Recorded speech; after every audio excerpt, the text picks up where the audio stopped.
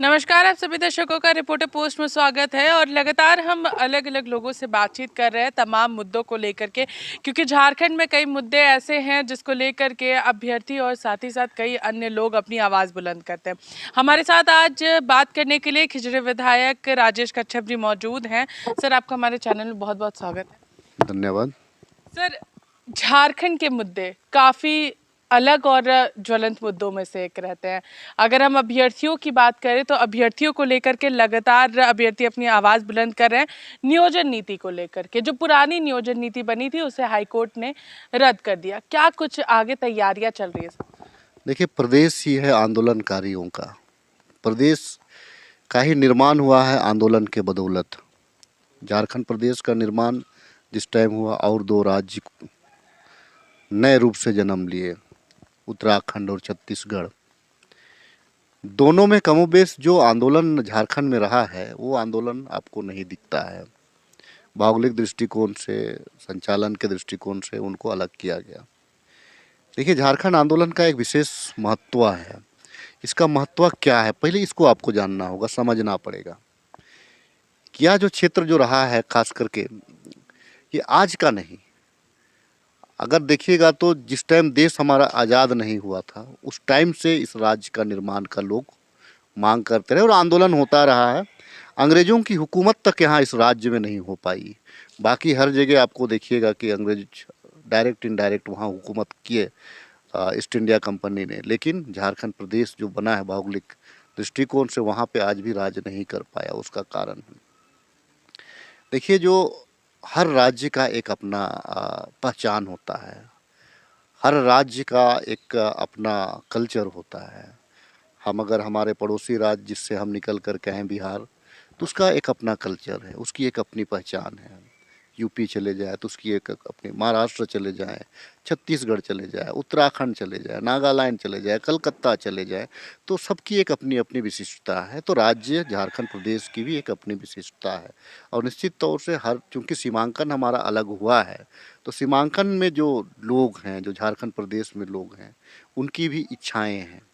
वे भी अपने संसाधनों को बचाना चाहते हैं। वे भी यहाँ का जो खास करके अगर मैं नियोजन की बात करूँ तो उनकी मांग गलत कहीं से नहीं है।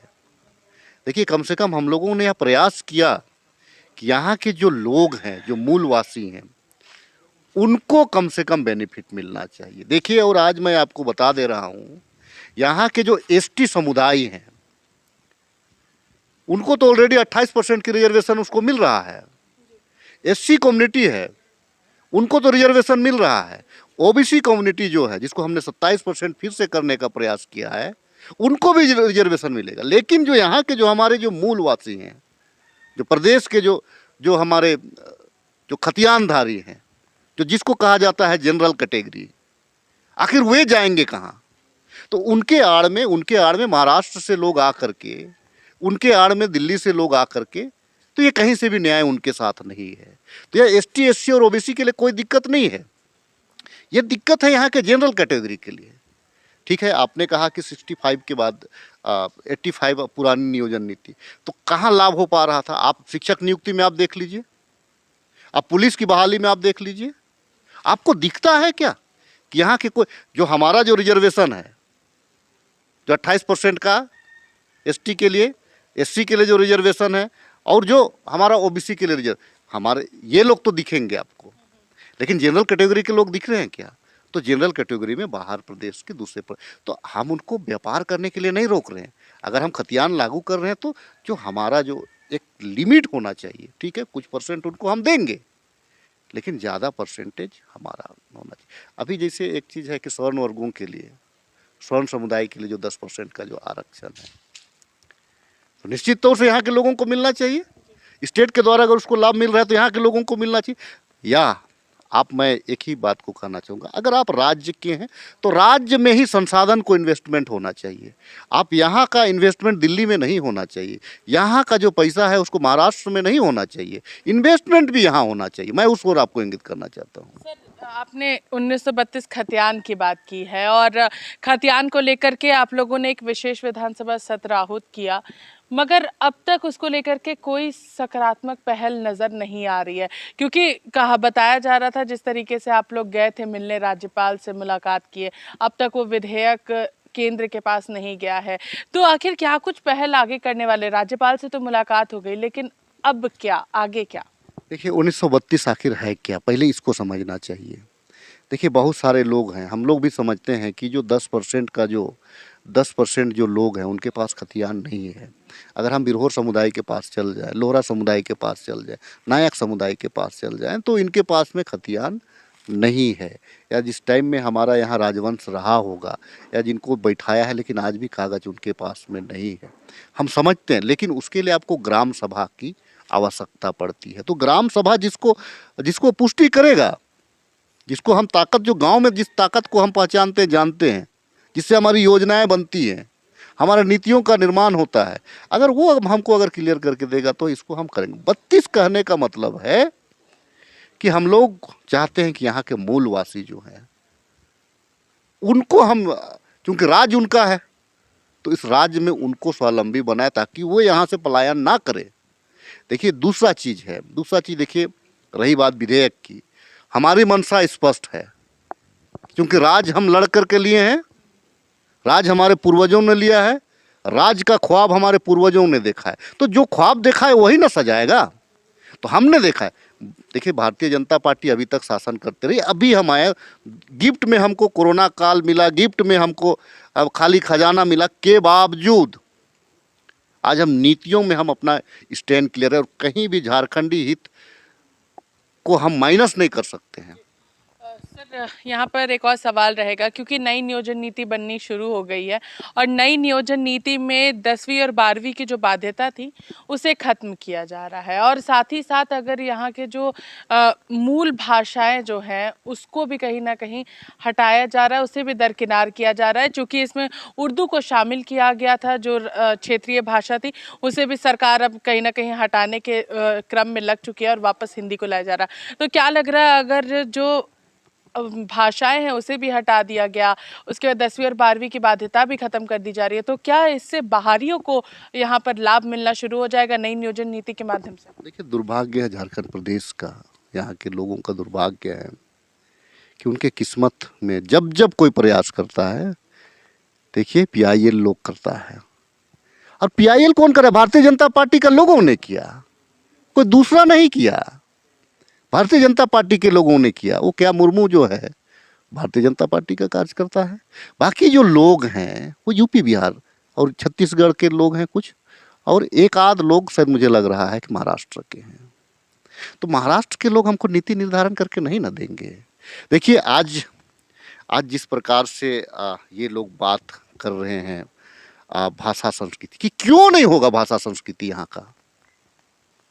क्यों लोग नागपुरी नहीं बोलेंगे? क्यों नहीं संथाली बोलेंगे? देखिए उर्दू के बारे में ये लोग, देखिए उन्माद फैलाता है, केवल सिर्फ जातीय और धार्मिक उन्माद। उर्दू का मतलब ये लोग समझते हैं क्या? जिस टाइम में यहाँ पे कलकत्ता प्रोविंशियल में रहा था, आज भी आप देख लीजिएगा वहाँ उर्दू लिखा हुआ है, उर्दू से सारा चीज़ लिखा हुआ है, कई चीज़ से लिखा हुआ है। लोग आप इसको आप क्यों नहीं समझ? आप क्या इतिहासकार हैं क्या? आपके पूर्वज यहाँ रहे हैं क्या? तो यहाँ उर्दू में सिर्फ इन लोगों को वोट की राजनीति करनी है। देखिए हिंदी तो हमारा राष्ट्रीय मातृभाषा, राष्ट्रीय भाषा है हमारा। हिंदी को माइनस, पेपर 1 है हिंदी का, एक पेपर है ना हिंदी का, एक पेपर हमारा अंग्रेजी का है। आप सीख लो ना भैया, नागपुरी बोलना सीख लो, आप कोरठा बोलना सीख लो, मुंडारी बोलना सीख लो। लेकिन जो बिहार राज्य भी हमारा था तो 9वीं रीजनल लैंग्वेज थे हमारे, तो उस टाइम आपने क्यों नहीं बोला? तो आज भी हम उस पर अड़ी गए। हिंदी हमारा राष्ट्रीय भाषा है, हिंदी को माइनस, लेकिन हिंदी एक पेपर। आखिर आपने कहा कि प्लस मैट्रिक और +2। देखिए हमारी मानसिकता क्या थी कि जो बच्चे बाहर पढ़ रहे हैं, मैट्रिक और बाहर में इंटर कर रहे हैं, तो उनके माता पिता थोड़ा सक्षम होंगे तब बाहर पढ़ा रहे हैं उनको। तो हम क्या कहना चाह रहे हैं कि जो 3rd ग्रेड और जो 4th ग्रेड है, चपरासी भी आप ही बनिएगा भैया। जो 4th ग्रेड का नौकरी, पियून की नौकरी भी आप ही को, क्लर्क भी आप ही बनिएगा क्या? अफसर बनिए ना, मना कौन कर रहा है आपको? आप जनरल कंपटीशन में आइए, आपको जनरल, आप देखिए, इसको विवाद में लाना चाह रहे हैं, आप जनरल कंपटीशन से भागना चाह रहे हैं। और चूंकि भारतीय जनता पार्टी का मानसिकता ही है यहाँ का जल जंगल खनिज संपदा का दोहन करना, तो इसके आड़ में मैं आपको कहना चाह रहा हूँ कि अगर हमारा 1932 को अगर आज लागू होता, या हमारा जो हमने नियोजन नीति, स्थानीय नीति जो लाया, तो क्या यहाँ के बाहर के टीचर जो बहाल हुए हैं वे आते हैं, झारखंडी बच्चे यहाँ पे आते हैं। जो दरोगा यहाँ अभी जो बहाल हुआ है, तो बाहर के बच्चे आते हैं, यहाँ के बच्चे आते हैं। अगर आप आए हो तो यहीं का रह करके रहो ना। आप यहाँ पे आप होली मनाने के लिए क्यों जाते हो यार महाराष्ट्र? यार गणेश उत्सव मनाने के लिए क्यों जाते हो आप महाराष्ट्र? मत जाओ ना, आप यहीं मनाओ होली, यहीं मनाओ सरूल, और यहाँ जतरा नाचने सीखो, सब ठीक हो जाएगा। को लेकर के भी इनका कहना है कि बाहरियों को यहाँ पर जगह नहीं देगी ये सरकार, क्योंकि यहाँ पर आदिवासी, मूलवासी और जो झारखंडी हैं उनका हक अधिकार है, खतियानधारी जो है उनका हक अधिकार है। बाहरी यहाँ पर आकर के भले नौकरी करें, मगर यहाँ पर 3rd और 4th ग्रेड की जो नौकरी है उसमें शामिल नहीं होने दिया जाएगा। जनरल में जाएं, जनरल में अपना जो परीक्षा है वो तमाम चीज़ें दें। तब तक के लिए बने रही रिपोर्टर पोस्ट के साथ, मैं पूजा। नमस्कार।